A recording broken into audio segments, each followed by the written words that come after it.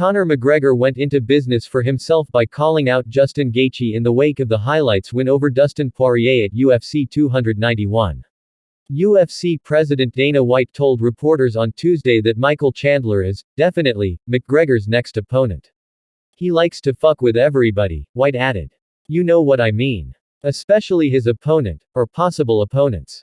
McGregor wrote, Justin, I'll slap you around, in a since-deleted tweet after the July 29 event. This prompted a response from Gaethje during the post-fight press conference. I like to fight big fights, so it sounds pretty exciting to me. I'm not gonna fight someone on steroids, Gaethje told reporters. I've never taken steroids in my life, never will, and I don't want to fight someone that's cheating. And I probably shouldn't say that if I want the fight, but it's the truth.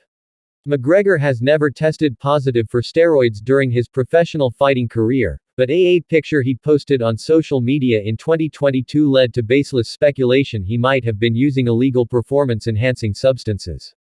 There was some confusion last year because McGregor hadn't been tested by the United States Anti-Doping Agency through September. This prompted a response from USADA to Damon Martin of MyFighting.com, though the statement didn't specifically name McGregor as part of the agency's official policy. Once UFC athletes are enrolled in the testing program, they are subject to testing, even when not competing, unless they notify the UFC of their retirement, their contract is terminated, or they are otherwise removed from the program. In the event of an athlete's return to the UFC, they are required to remain in the USADA testing pool for 6 months before they are permitted to compete.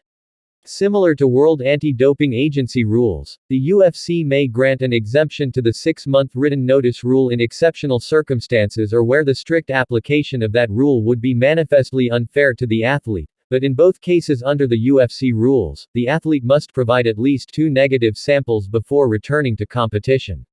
We do not comment on the testing pool status of any particular athlete.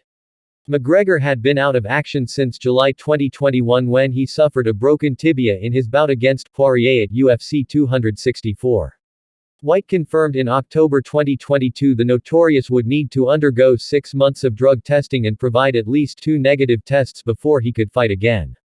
UFC announced in March that McGregor and Chandler would be coaches for the new season of The Ultimate Fighter, with the two men set to square off at some point later in the year.